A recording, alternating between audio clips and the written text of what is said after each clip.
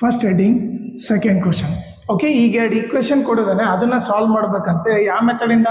ಒಂದು elimination method, ಇನ್ನೊಂದು substitution ಮೆಥಡಿಂದ ಮಾಡಂತ ಹೇಳಿದ್ದಾನೆ.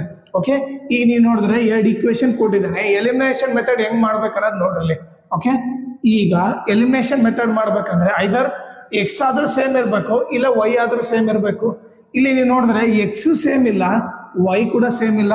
ಓಕೆ, ಈಗ ಫಸ್ಟ್ ಸ್ಟೆಪ್ ಏನ್ ಮಾಡೋಣ, ಇದನ್ನ ಈಕ್ವೇಶನ್ 1 ಅನ್ನೋಣ, ಇದನ್ನ ಈಕ್ವೇಶನ್ 2 ಅನ್ನೋಣ.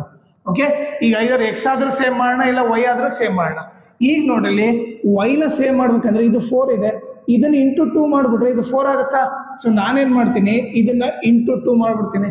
ಓಕೆ, ಸೊ ಇದನ್ನ ಇಂಟು 2 ಮಾಡಿದ್ರೆ ಇದನ್ನ ಇಂಟು 1 ಮಾಡ್ಬಿಡ್ತೀನಿ. ಈಗ ನೋಡ್ರಿ, ಫಸ್ಟ್ ಈಕ್ವೇಶನ್ 1 ಇಂದ ಮಲ್ಟಿಪ್ಲೈ ಮಾಡಿದ್ರೆ ಸೇಮ್ ಆಸ್ ಇಟ್ ಈಸ್ ಇರುತ್ತೆ. ಓಕೆ, ಈಗ ಸೆಕೆಂಡ್ ಈಕ್ವೇಶನ್ 2 ಇಂದ ಮಲ್ಟಿಪ್ಲೈ ಮಾಡೋದು. 2 2 ಜಾ 4x ಆಯ್ತು, ಪ್ಲಸ್ ಇಂಟು ಮೈನಸ್ ಮೈನಸ್ 2 2 ಜಾ 4y ಆಯ್ತು, ಇಸ್ ಈಕ್ವಲ್ ಟು 2 2 ಜಾ 4 ಆಯ್ತು. ಇವಾಗ ನೀವು ನೋಡಿದ್ರೆ ವೈ ವೈ ಮ್ಯಾಚ್ ಆಗ್ತಿದೆ. ಓಕೆ, ಈಗ ನೀವು ನೋಡಿದ್ರೆ ಒಂದು ಪ್ಲಸ್ ಇದೆ, ಒಂದು ಮೈನಸ್ ಇದೆ ಅಂದ್ರೆ 4y ಏನಾಗುತ್ತೆ, ಕ್ಯಾನ್ಸಲ್ ಆಗ್ಬಿಡುತ್ತೆ. ಈಗ ಇಲ್ಲಿ 2 ಪ್ಲಸ್ ಇದೆ ತಾನೆ, 3x ಪ್ಲಸ್ 4x ಏನಾಯ್ತು, 7x ಆಯ್ತು. 10 ಪ್ಲಸ್ 4 14 ಆಯ್ತು.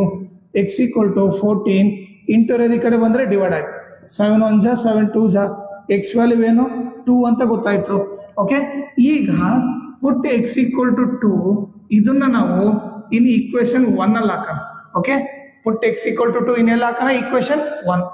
ಈಗ ಈಕ್ವೇಶನ್ 1 ಏನಿದೆ, 3x plus 4y is equal to 10 ಅಂತ ಇದೆ.